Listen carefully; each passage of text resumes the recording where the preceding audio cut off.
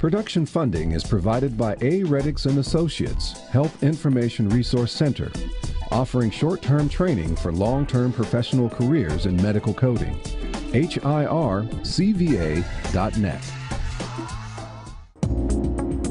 Discussing the issues and celebrating the successes of the African American community. This is Another View. Hello, everyone. I'm Barbara Hamley. Welcome to Another View. During the 2010 Congressional Session, Congress appropriated $1.25 billion to resolve claims of discriminatory treatment by the U.S. Department of Agriculture against African American farmers. Now, the question is it too little, too late? We have some answers from our guests. Please welcome Glenn Slade, a fourth-generation farmer from Surry; Dr. Rudolph Wilson, chair of the Political Science Department at Norfolk State University and a farmer from Suffolk; and Clarence Wilson, president of the York James City County Williamsburg NAACP. Welcome to the program, gentlemen. You two are not related, right? Okay, right. Let's get that out at the beginning. And also, excuse my stuffiness, I'm still fighting a cold. But before we get into the conversation, I want to give our audience a little bit of history about what has been going on with the black farmers. So back in 1997, lawyers brought a class action suit, Pigford versus Glickman, against the U.S. Department of Agriculture on behalf of African American farmers who allegedly were discriminated against because of their race when they tried to get federally backed farm loans or payment benefits. In 1999, a federal court ruled that all African American farmers who farmed or attempted to farm between January 1, 1981 and December 31, 1996, applied to the USDA during that time period for a federal farm credit or benefit program and believed they were discriminated against on the basis of race in the USDA response, and filed a discrimination complaint on or before July 1, 1997, were eligible to qualify for compensation. Farmers who qualified had until October 12, 1999 to file a claim, and 20,000 farmers filed on or before that deadline. However, an additional 61,000 African American farmers filed claims after the original deadline. In 2008, then-Senator Barack Obama pushed to get $100 million appropriated to compensate those who missed the original Pigford deadline. He also introduced the Pigford Claims Remedy Act of 2007, and Congress approved the measure allowing for all who missed the original deadline to have their case settled. In the 2010 session, Congress appropriated an additional $1.15 billion, bringing the total to $1.25 billion to resolve discrimination claims. There are a total of 66,000 African American farmers now eligible for claim settlement. And recently, Shirley Sherrod, who is a former member of the USDA, was here in Hampton Roads, and we had an opportunity to ask her what she thought about the settlement and whether it was too little, too late. You know, so many have been lost, and you should know that that lawsuit did not cover every farmer who had experienced discrimination. That lawsuit only covered the years 1981 to 1996. So if you experienced discrimination prior to that, and you were still farming, you're not included in this lawsuit. So it's a good gesture, and hopefully it'll help save some farmers, but it was not nearly enough to deal with discrimination that has gone on for decades, since the beginning of the department, really. Glenn, you're a fourth-generation farmer. Anyone in your family involved in Pigford or faced this type of discrimination? Well, I was involved in. My original claim was denied. They said I didn't have my information submitted in time, which I thought I did, but my original claim was denied, so I intend to apply again. So you will apply again under this new Pigford 2, as they call it. Yes, I will. I guess, and figure out what's going on. Rudy, what was going on with black farmers in the first place? What kind of discrimination are we talking about? Well, I think there are a number of issues that are related to the decline in numbers of African American farms, but in addition to that, family farms in general. I mean, there are issues pertaining to economies of scale, but extensively I think that some of the issues that led to the concrete discrimination on the part of USDA, their Farm Service Bureaus, and related loan and credit organizations revolved around Amendment 5 to the Constitution, as an example, which deals with issues of substantive discrimination. There was a lot of that was going on. Well, give me a specific example. I mean, in other words, if I was a farmer and I went to apply for a loan, I wouldn't get the loan. Is that the kind of stuff we're talking about? That essentially could be the case, or if even if you suggested, even if you made a phone call to inquire about the application process, you may be disencouraged to apply. But I guess by and large, the denial of the application once it had been received on the part of the local Farm Service Bureau could in fact be the ultimate factor that leads to the denial. So I guess somewhere between initially submitting an application and having that application process, that a denial would in fact be the consequent product from that. So I think that, and a very conscious, I believe, effort to discriminate because of race, and race alone in this case. And this has sort of historically been the case throughout the South. Okay, yeah. And Clarence, I know the NAACP was involved in helping to kind of resolve this type of discrimination and to get some kind of relief for these farmers. But why do you think it was particularly the black farmers? I mean, it was just the South and they were just black? Is that what it was? I was going to say, you're in the South, you're black. Well, you know, if you look at economics, that's always been one of the tickets to an upward mobility. And so to deny the ability to have funds to grow was a part of the whole process of discrimination that you saw. It rolled through education. It was a pattern of discrimination, and I think the farmers were a part of that. And bear in mind that particularly in the 60s, many of those black farmers were also the people who were funding the civil rights, local civil rights work, and so they helped the workers to get registered. And so there was this whole issue: if I take away the economic base, then I take away some of the movement that was going on. So it's part of the whole discrimination practice that existed in the South. And Glenn, as a farmer, you would use these loans for what reason? To get more equipment, or when the crops went bad? Or explain to the city folk what it is why you needed this. Well, basically, when you farm in the spring of the year, you need money to buy your inputs. Historically, years and years ago, you would go to buy your fertilizer and pay for it in the fall. But now everybody's on a 30-day account, so you need to buy fertilizer, you need fuel, you need equipment, you need to pay your labor, you have to eat all through the year. So it took funds to operate a farm through the year until the crops were harvested in the fall.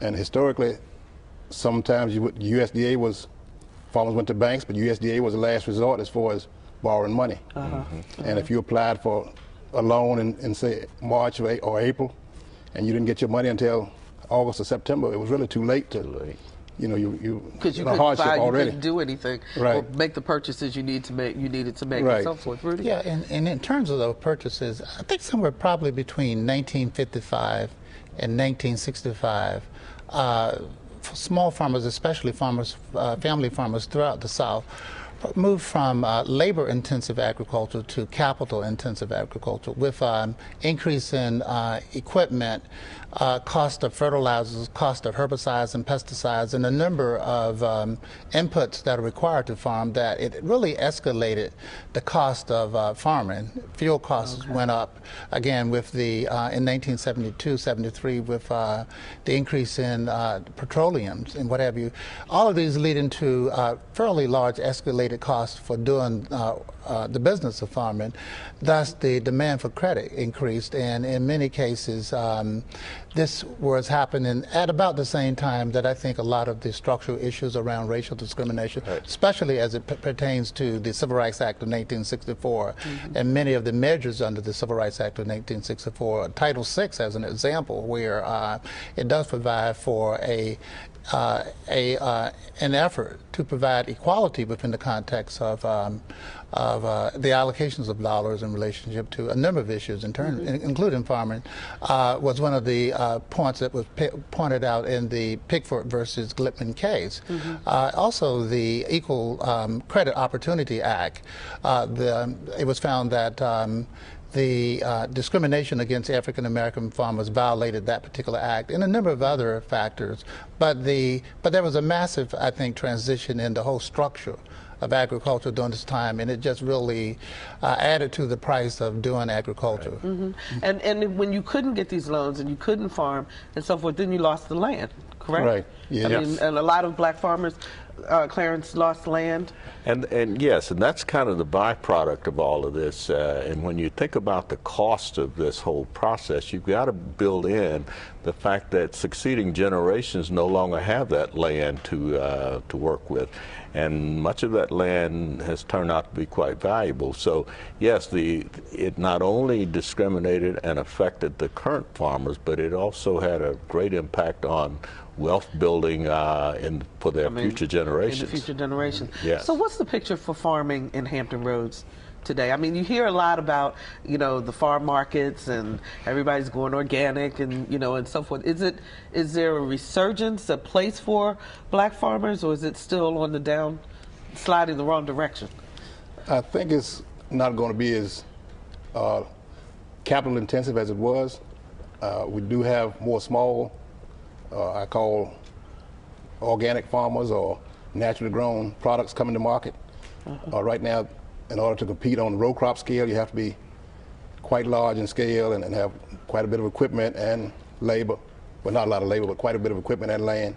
So I think a lot of the larger farmers that did grow row crops, now they're going to downsize and probably just have a specific alternative crop market, whatever they can have. Whatever they can grow. Right. What do you think, Rudy? Barbara, according to the 2007 U.S.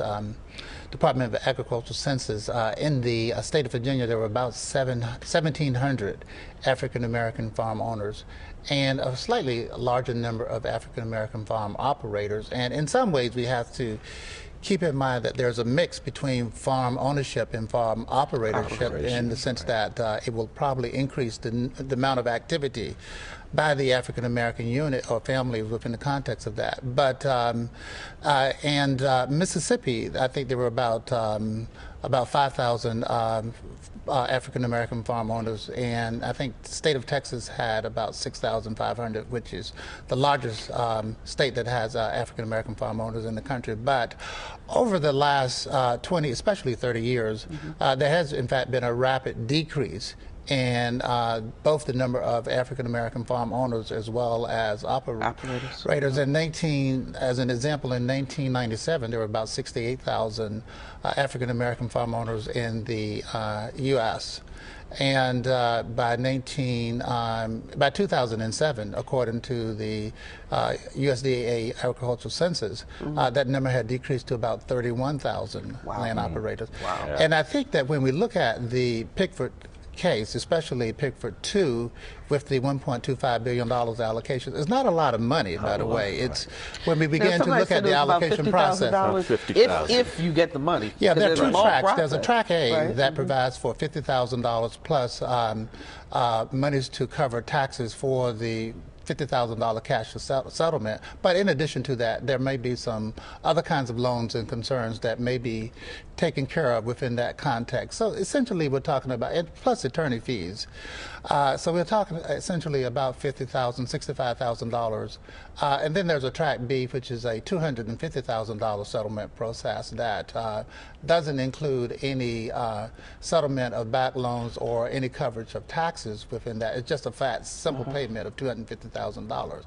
But one of the reasons why we see a larger number of claimants within the current settlement, we may be looking at somewhere between 22,000, 23,000 and maybe 80,000 claimants. It depends upon how many of them get processed in when the approval of this case is done by Judge Freeman. Let me ask you this too, Rudy. In the beginning, for the first Pickford group, was it not widely publicized? Is that why so many people missed the original deadline? Well, I think two factors. Initially, I think, as in many class action suits, there's a period where it grows and matures.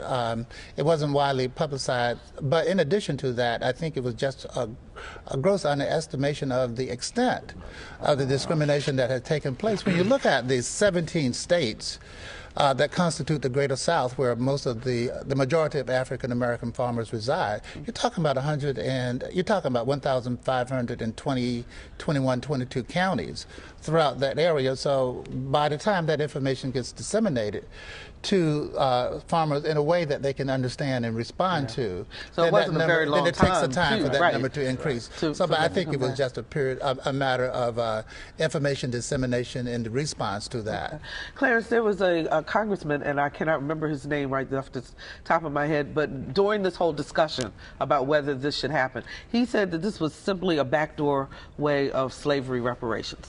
Your reaction to that? That's my first reaction. Representative Steve King of Iowa. Of Iowa, yeah, not surprising. You know, if you're discriminated against and you've heard the impact of that discrimination, this is not reparation. This is somewhat making those farmers whole for blatant discrimination that impacted their ability to create income during their lifetimes. And so I don't consider this reparation. I consider this a small payment toward what was actually done to them and what they lost in that process. Glenn, is it reparations or is it too little too late? What's your feeling about it? Definitely not for slavery. I think it was just more or less to ease some farmers' mind about some of the discrimination that went on, and it's been long since slavery times. You know, slavery was back in the 1800s, and this was in the 1900s. So I think it's just something that happened, you know, end of the years when slavery was supposed to be dead and gone. Now, is your family going to continue to farm? You're fourth generation. Right. Well, I don't have any sons. Oh, okay. 2 daughters, and one's a and nurse. The daughters aren't interested? One's an engineer, so I don't think they'll be farming. Not likely. Yeah. But do you see your other friends, and I'm going to ask you the same question, Rudy, from your farmer, put your farmer's hat on for a moment. Do you see other families just saying, hey, enough? Well, I think so. Farming is not only need a lot of labor, but you need capital, and it takes a special type of person to do it. Back in the days when I was farming, it seemed to be in your blood. It's something you really wanted to do. But now, if you can't make money at it or can't make a success, you can think of other jobs. Other jobs to do. Yeah. Yeah, I think it's a transitional phenomenon. In some ways, when we talk about farming, we're talking about cultural as well. I mean, in urban areas, of course, we have urban culture and industrial culture. In rural areas, we have rural culture. And there's got to be somewhere where the two mix. And I think the small and family farms are one of those places where communities are built around.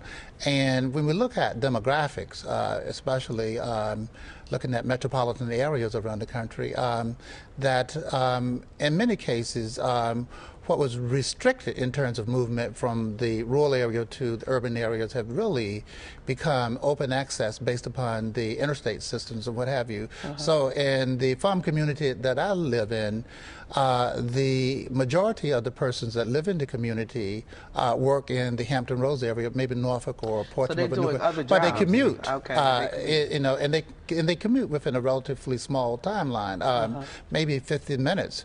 So there's greater interaction between the rural culture and the urban culture to the point where I think that we're beginning to see a reintegration of urban Americans in rural areas that are currently reconsidering the whole business of how you do, in fact, maintain agriculture, especially looking at fresh foods and foods that are organic and foods that perhaps are probably more healthy. And to some degree, the whole organic movement and the better foods movement is revolving around these two populations, urban and rural, sort of meeting together. And so I think we're looking at some transitions in the way we view food consumption and the quality of food. So the farming community then is in transition. The farming community is in transition. That's correct.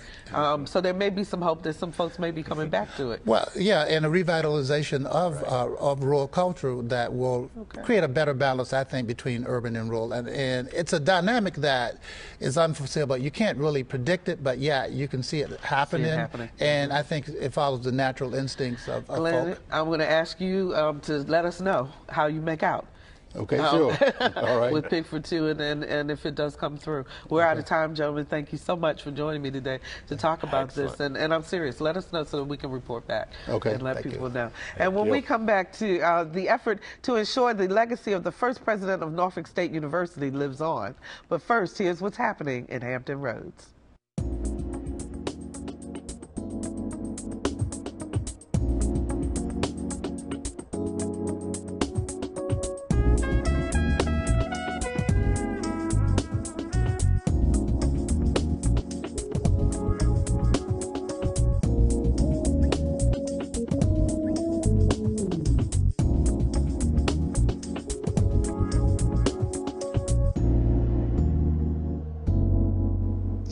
For 37 years, Dr. Lyman Beecher Brooks dedicated his life to improving the lives of Norfolk State University students. Now, 20 years after his death, his dream lives on through scholarships and a new library. Our Lisa Godley looks at the man, his mission, and how his legacy is being remembered. He was an educator par excellence, but he was also a tremendous leader, but he's what I would call a mentor leader. He took good people and made them much better than they ever thought they could be. Dr. Howard Adams is describing Dr. Lyman Beecher Brooks. If that name rings familiar, it could be because you've heard it attached to the main library on the NSU campus, which is named in his honor. Or maybe, like Dr. Adams, you were fortunate enough to have known the man who held the reins as Norfolk State's chief administrator for close to 40 years. I was one of his mentees. From the time I was here, I was a campus activist, student leader while I was on campus, and was a volunteer after I left. He invited me back on the campus to help organize the National Alumni Association. He became my mentor, encouraged me to go back to get a PhD, made sure that I was able to do that, and invited me back to work full time, and I rose up through the ranks and became vice president. So he was just a tremendous person. Do the grand march. But Adams is not alone. There are many faculty members who came to Norfolk State with master's degrees and were given the opportunity to get their PhDs during Dr. Brooks' tenure. He saw extraordinary powers in ordinary people. That above everything else, education changed the world. And he preached all of the time about what this campus was going to be like. So he believed that you could develop an institution like this, and he stayed here to make sure that that was done. Dr. Brooks came to Norfolk State as the director in 1938. His title changed to president in 1969, and he remained as the school's first president until he retired in 1975. I think the growth and the impact that Norfolk State has had on this area would probably be what he would be most happy about. Because this has had quite an influence. So many youngsters who wouldn't have had an opportunity to become college people got the opportunity. He was a Christian gentleman, foremost. He held his church very high. Taught Sunday school for 38 years while he was president and director and all of those kinds of things. And he worked in the community. He was just a really unusual man. That's why he did such unusual things. It's the legacy that those who knew, loved, and learned under the leadership of Dr. Lyman Beecher Brooks hope to maintain through a scholarship in his honor. Alums are working to raise close to $500,000 for the Lyman Beecher Brooks Scholars, and they want to do so by the time the new Brooks Library opens at the end of the year. Acting President Kim Lucas says scholarships like this are very important to the NSU family. About 90% of our student body has some type of financial need, whether that be aid, scholarships, and or loans. And so the raising of scholarships becomes extremely important for the institution to help our students to ensure that they are able to graduate within 4 years. We definitely hope to ensure that they don't have to take on full-time jobs, which many of our students unfortunately have to do. and to ensure that they're able to concentrate on their studies and not be worried about whether or not if they're staying off campus paying bills. This will be an endowed scholarship, allowing only interest earned to be used for the actual scholarship. Alums say this way it will ensure Lyman Beecher Brooks scholars continue well into the future. A fitting tribute to a man who did so much for so many.